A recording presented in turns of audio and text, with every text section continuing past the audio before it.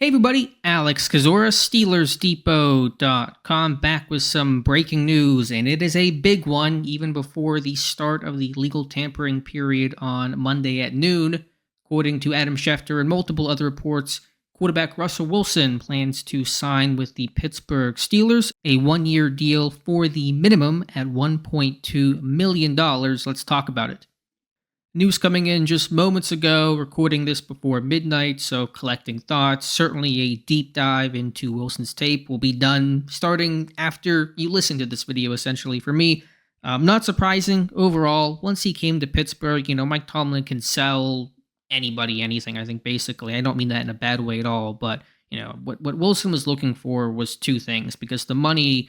Well, I was wrong. I was skeptical that he would take the absolute minimum. I thought that might hurt job security and status. I know the Broncos offset, he's getting paid either way. But putting all that aside, once he came to Pittsburgh, I felt they were going to close that deal because the money really wasn't the sticking point.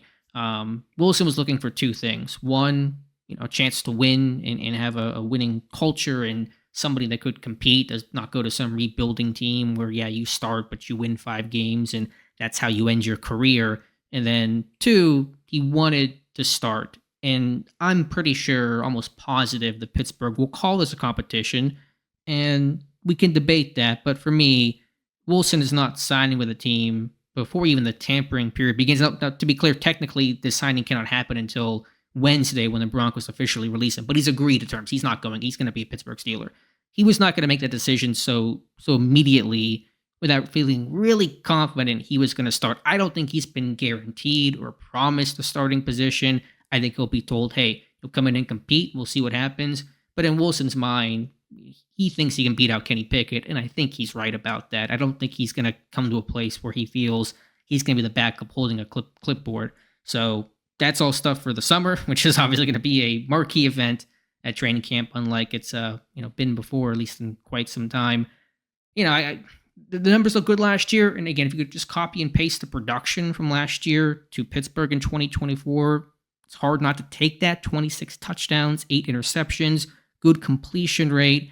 He's thrown more touchdowns last year than Pittsburgh has in the 2 years post Big Ben. I get all that, but you're seeing some decline, out of structure mistakes, sacked 100 times. I got to watch the tape some more, but again, I just go back to the Broncos who were so eager to dump him and have an $85 million, dead money charge on that. What does that say about their interpretation of his play? And I worry about 2025 and who was the long-term answer, and it's not looking like Kenny Pickett for more and more reasons, and it probably won't be Wilson either. Officially a one-year deal. What happens next year? I know that's next year. Your focus is now. What Pittsburgh's goal is, and the goal is to win a Super Bowl. It always is, but they're not contenders this year. We all understand that. They want to win a playoff game. They need to win a playoff game. There's an angst, and you even heard Art Rooney, for the first time in a while, really be frustrated by something, and that was the frustration of this drought, not winning a postseason contest since 2016 and being one and done or falling short. Yeah, they're competitive in the hunt, maybe sneak in 7 seed, but they can't get over the hump. And Wilson, I think, could get them over the hump to win a playoff game. That is certainly plausible with a good run game and support system and health and strong defense, etc. So Pittsburgh's really trying to push themselves over the top to get to that next step. That next obstacle that's blocking them is winning a wild card game, presumably, assuming they're not going to be the 1 seed, which they almost certainly will not be for 2025. So that's the calculation. And in a time where your defense is aging, you want to try to maximize last year or two of Cam Hayward, TJ Watt in his prime before he gets older. Same with Minka. And a unique opportunity to sign a guy for the minimum salary because of the Broncos offset situation.